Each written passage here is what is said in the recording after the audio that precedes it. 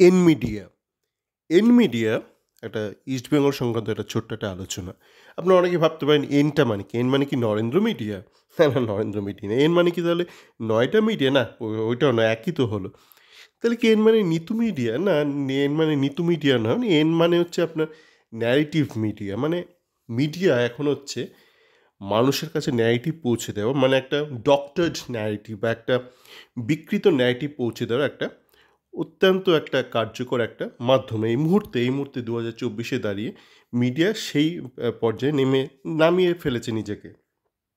আমাকে মানে আমার টুইটার চ্যাট ফোরামে অনেকে অনেক কিছু লিখছে যে ক্লেটনকে নিয়ে এখন আপনারা দেখছেন নিশ্চয়ই অনেক বিভিন্ন আলোচনা হচ্ছে। তো একজন লিখছে, জানি না মানে মিডিয়ার কি হয়েছে, হঠাৎ করে মানে ক্লেটনকে নিয়ে এটা সেটা বলছে। দেখুন, মিডিয়ার ব্যাপারটা যাওয়ার আগে একটু ইতিহাসে যাওয়া যাক, একটু ইতিহাসে। মানে আমরা ঠিক বোরে আবদুল্লাহ নাও হতে পারি, কিন্তু ইতিহাসটা নিয়েই চলা উচিত। মানে ইতিহাস থেকে আপনি অনেক কিছু শিখতে পারেন। দেখুন, একটা মানুষ আর একটা মূর্খের মধ্যে তফাৎ কী?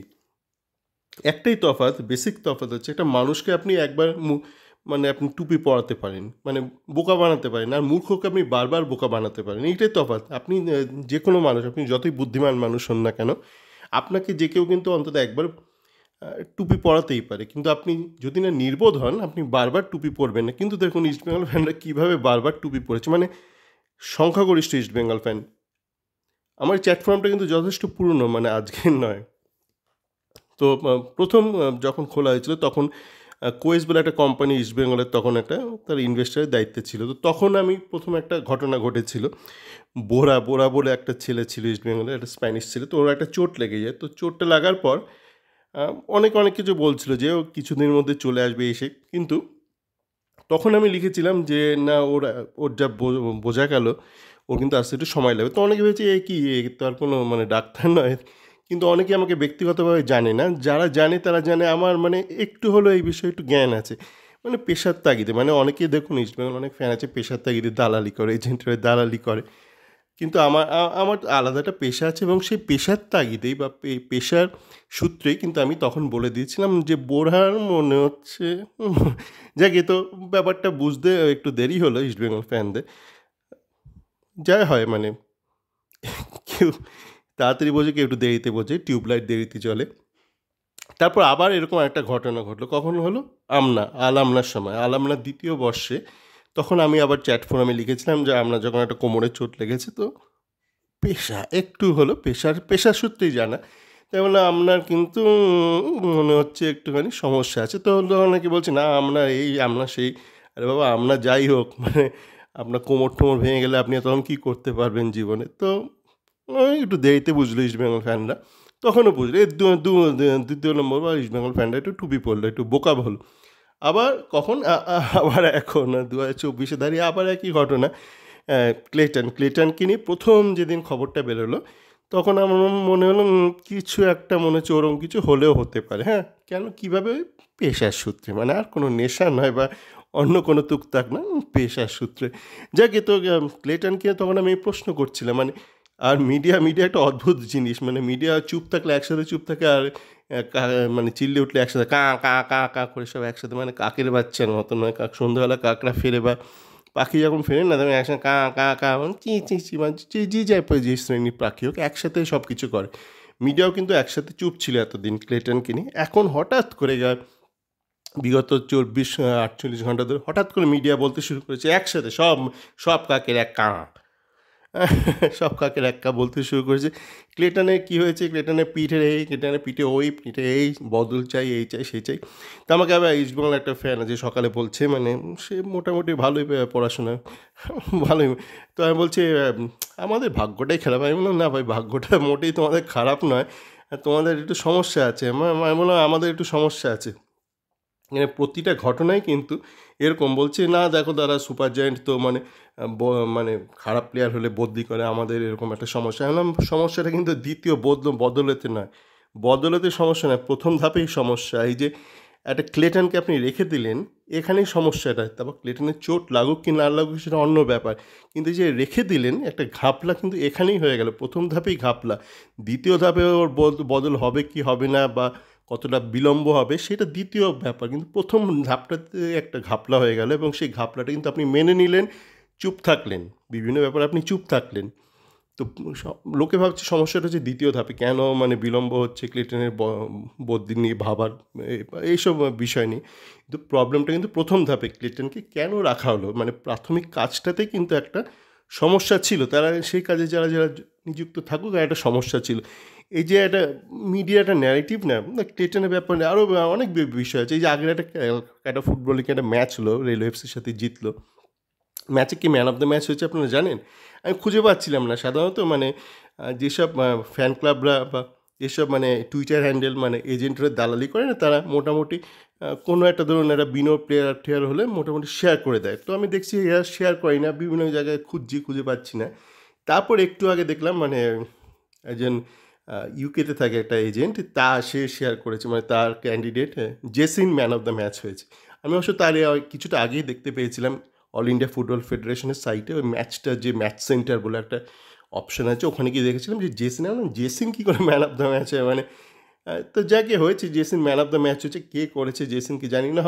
যদি এই সূত্রে যদি জেসিনকে ধরুন ম্যান অফ দ্য ম্যাচ দেখিয়ে টেকে যদি ওর সিভিটা একটুখানি ভারী করে ওকে যদি ইংলিশ প্রিমিয়ার লিগে বেছে দেওয়া যায়, যদি ধরুন আমরা 5 কোটি ট্রান্সফার ফি পেয়ে যাই, তাহলে খুবই ভালো হয়। মানে জেসিন এত এত দুর্দান্ত প্লেয়ার, মানে প্রত্যেকটা ম্যাচে হ্যাট্রিক করছে, মানে ওকে ধরে রাখা যাচ্ছে না। মানে আমার মনে হয় না কলকাতা ফুটবল লিগ বা আইএসএলে ওর যোগ্য। ওর জন্য যদি ইংলিশ প্রিমিয়ার লিগে আমরা বেছে দিতে পারি, অন্তত 6 কোটি যদি একটা ট্রান্সফার ফি পেতে পারি, খুব খারাপ হয় না। দরকার হলে আমি বলতে রাজি আছি যে জেসিন প্রত্যেকটা ম্যাচে হ্যাট্রিক করেছে। দরকার হলে আমি লিখে সই করে দেবো, সই করে স্ক্যান করে দেবো যে জেসিন প্রত্যেকটা ম্যাচে হ্যাট্রিক করেছে। ভাই তুমি নিয়ে নাও, ইংলিশ প্রিমিয়ার লিগে কে আছো, চেলসি, আর্সেনাল কে আছো, নিয়ে নাও, ট্রান্সফার ফি একটু দিয়ে দাও। তো এই হলো এখন মিডিয়ার অবস্থা। মানে একসাথে কাকা করে, একসাথে কাকেছে ম্যান অফ দ্য ম্যাচ করে দেয়, কখন কী করে দেয় কিচ্ছু বোঝা যায় না। তো আজকে একটা জিনিস দেখে ভালো লাগলো যে ডুরান্ড কাপ তো আপনারা জানেন অনেকে নিশ্চয়ই, যে পশ্চিমবঙ্গ সরকার আর ভারতীয় আর্মি একসাথে যৌথভাবে এটা পরিচালনা করছে। মানে আগে যখন ডুরান্ড কাপ ছিল তখন ইন্ডিয়ান আর্মি থেকে এককভাবে করতো, কিন্তু যবে থেকে আবার শুরু হয়েছে তখন থেকে কিন্তু পশ্চিমবঙ্গ সরকারের একটা সহায়তা রয়েছে এবং যৌথভাবে একটা প্রযোজনা বা যৌথ একটা পরিচালিত একটা টুর্নামেন্ট। তো তার যে প্রেস মিট ছিল সেখানে কিন্তু পশ্চিমবঙ্গের যে স্পোর্টস মিনিস্টার অরূপ বিশ্বাস, উনি বলেছেন যে, আবারও বলেছেন, উনি এটা আগে অনেকবার বলেছেন যে বাংলা ফুটবলের স্বার্থে কলকাতা ফুটবল লিগে বিভিন্ন টায়ারে কিন্তু বাইরের রাজ্যে ছেলেদের বন্ধ করে দিতে হবে তাদের খেলা। এটা নিয়ে এর আগে আমি অনেক আলোচনা করেছি, এর মানে প্রোস কনস দুটোই বলেছি। ব্যাপারটা খারাপ নয়, মানে ব্যাপারটা করলে কিন্তু খুব একটা খারাপ নয়। মানে সেই ক্ষেত্রে আরও যেটা করা যেতেই পারে যে দুটো বিদেশি অ্যালাউ করা যেতে পারে, আর যে যদি নখানা বাংলার ছেলেদের অ্যালাউ করে তাহলে খুব একটা খারাপ হয় না। কারণ এখন কিন্তু কলকাতা ফুটবল লিগটা ডেভেলপমেন্ট লিগ হয়ে গেছে। মানে এখন কিন্তু ওই আগের মতন নেই। যখন ধরুন ন্যাশনাল ফুটবল লিগও ছিল না, তখন কলকাতা ফুটবল লিগটাই মানে দেশের শ্রেষ্ঠ লিগ ছিল। কিন্তু এখন তো আর সেটা নেই। এখন যে লিগ স্ট্রাকচার হয়েছে তাতে আইএসএল সবার ওপরে, তারপর আই লিগ আছে। আই লিগের হয়তো খুব একটা ভালো ভবিষ্যৎ নেই। যাকে কলকাতা ফুটবল লিগ কিন্তু এখন মানে ওই হায়ারার্কিতে নিচের দিকে রয়েছে। এটা মূলত একটা ডেভেলপমেন্ট লিগে, এখান থেকে প্লেয়ার তৈরি করা যেতে পারে। তো সেক্ষেত্রে বাংলার ছেলেরা যাতে জাতীয় লিগে জাতীয় দলে খেলতে পারে, তার জন্য তাদেরকে কিন্তু প্রাথমিকভাবে ইস্টবেঙ্গল বা সুপার জায়ান্ট বা মোহামেডানের ফার্স্ট 11-এ খেলতে হবে। মানে আপনি যদি আইএসএলেই না খেলতে পারেন, তাহলে ন্যাশনাল টিমের জন্য আপনি তো সিলেক্টেড হবেন না। তো আপনাকে যদি আইএসএল টিমে খেলতে হয়, ইস্টবেঙ্গল হোক বা অন্য কোনো টিম, তাহলে তো আপনাকে তো মানে লাইমলাইটে তুলে আনতে হবে। তো তার জন্য কলকাতা ফুটবল লিগটা আদর্শ। সেই ক্ষেত্রে উনি যেটা বলেছেন, অরূপ বিশ্বাস যেটা বলেছেন, ওটার মধ্যে খারাপ কিছু নেই। 9খানা অ্যালাউ করে দিক বাংলার ছেলে, আর সাথে 2টো বিদেশি অ্যালাউ করে দিক, আরও বেশি কম্পিটিশান হবে। মানে যেই ধরনের ছেলেদেরকে এই ইনোবিনো এরা সব পুশ করছে, এতে করে মানে কারোরই আখেরে কোনো লাভ হবে না। আপনারা অনেকে বুঝে গেছেন যে ইস্টবেঙ্গলের ডান দিকটা পুরোপুরি খাজা। আমি আমার আগে যে অডিওটাতে বললাম, তো ইস্টবেঙ্গলের ডান দিকের জন্য একটু আগে একটা ছেলের সাথে কথা হচ্ছিল, ইস্টবেঙ্গল একটা ফ্যান, বলছে তাদের কী হবে আমাদের ডান দিকে। আমি জানি না ডান দিকে। আমি বলছি রাহুল কেপিকে কি আনা যেতে পারে? মানে আনলে মন্দ হয় না। মানে এই মুহূর্তে আমাদের তো কিছুই নেই হাতে। মানে যারা রয়েছে ধরুন ওই বিষ্ণু আর কি আমার মানে এত মানে টেকনিক্যালি ডিফেক্টিভ, মানে ওদের কোনো ভবিষ্যৎ নেই। তো সেক্ষেত্রে রাহুল কেপিকে যদি আনা যায় তো এটা অন্তত একটা অপশন হবে।